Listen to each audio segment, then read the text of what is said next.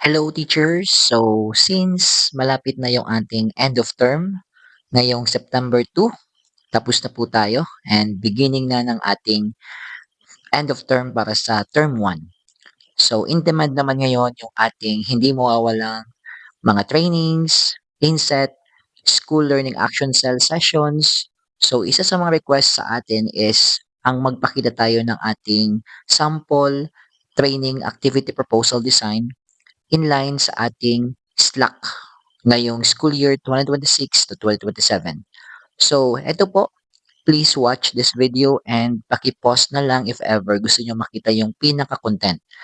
So, isa sa mga focus ng ating LAC session ngayong year is all about, of course, since bago yung ating um, framework sa lesson planning, so hindi mawawala yung ilaw. So, ang ating activity title, as you can see, Revisiting DepEd Policies, PPST and PMES Indicators, and Strengthening Lesson Planning and Instruction through the ILAW framework. So, hindi lang yung ILAW, kasama din natin, of course, yung DepEd Policies at saka yung mga PPST indicators wherein isa ito sa mga pinagbasehan ng ating LAC sessions na nakabase sa ginawa ninyong development plan. So, kung ikaw ay isang master teacher, isa sa mga basis mo, if ever you are going to propose LAC session is yung mga development needs ng iyong mga mentees o yung mga teachers. So, ito po, binase natin sa mga development plan ng ating mga co-workers or colleagues. So, kung ikaw ay ito din yung iyong nakita, so pwede mo po itong gawin. So, the first part of the proposal, yung title, then the rationale, then of course, please check the content na lang. So, legal basis, first paragraph. Then, after discussing that, connection to it or connecting it to our school. And of course, the importance, why do you have to conduct this kind of LAC session? So, yan po yung laman ng ating rationale. Then, hindi nawawala sa isang proposal yung objectives. So, ito po yun. Again, if you want to check the content, you may pause this video. Okay, so ayan po. So, isa pala sa mga finukusan natin ngayong LAC session is base sa development needs ng mga teachers. Isa sa mga kailangan nila is yung ating technical assistance or help sa PPST Indicator 1.1.2,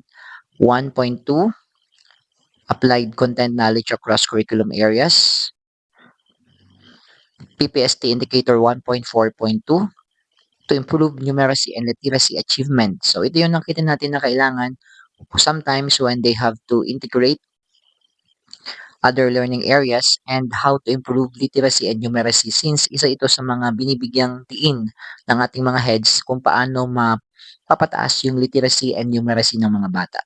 So, bilang master teacher, ito yung dapat nating o isa sa mga pwede nating gawin, conducting LAC sessions wherein we can offer technical assistance to our teachers. And ito na yun po. And if you are a principal, so pwede mo rin itong gawin or ito rin ang pwede mong maging basis if ever. So after the objectives, we have the activity matrix. So ano yung mga activities before, during, and after the training. So yan po yung laman niya. So andyan yung date, activity, budgetary requirements, then the expected output. So i-browse nyo na lang po ito, i-pause nyo na lang para makita nyo ang laman mismo. So you may copy this or have this proposal if you want. Then of course, on your own consumption, i-modify nyo lang po siya. Then after that, hindi mawawala sa ating proposal yung fund source. So since this is a school-based activity, so pwede natin itong kunin sa MOE or partner stakeholders support. Then we have also the budgetary requirement, magkano yung gagastusin. So since one day lang naman ito, so mababa lang naman yung budget needed. Then the monitoring and evaluation scheme, how this one will be monitored and evaluated. What are the documentary requirements? And that's it. signatories po sa baba. Yan. So, if you are a teacher 6 or 7, pwede ka rin po nitong gumawa para in the future magamit mo rin for your professional growth and development.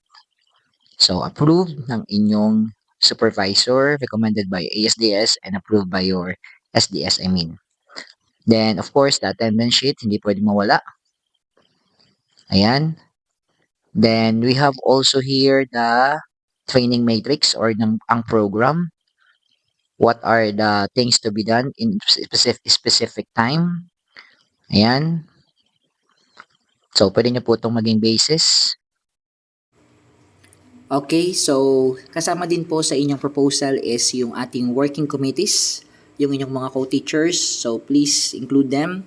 And of course, sabihan po natin nang sa ganun ay alam din po nila at hindi mabigla. Then, the most important thing or one of the most important thing is the evaluation tool. So sa ating mga proposal, hindi pwedeng mawala yung mga evaluation sheets. Since this is a face-to-face activity, so i-print nyo na lang po ito nang sa ganun ay maibigay nyo sa mga participants. Then after the training, mabalik po sa inyo since hinahanap yan if in case may mga kailangan pang i-check ang inyong mga approving authority. And at the same time, kung gagamitin din po ninyo sa mga assessment activities, isa sa mga hinihingi kapag nag-check ng mga proposal is yung ating mga evaluation tool. So, yan po yung laman. I hope this one helps you. And if ever, again, you can pause this video and pwede nyo na lang po tingnan ulit yung mga content ng ating sample project proposal for LAC sessions. So, if this video helps you, you can always hit the subscribe button or like this video and even comments po. Pwede kayong mag-comment kung taga saan or anong region nang sa gayon ay mabasa natin and ma-shoutout natin sa ating mga next contents. And of course, matulungan din tayo if ever gagawa tayo ng iba pang mga educational contents.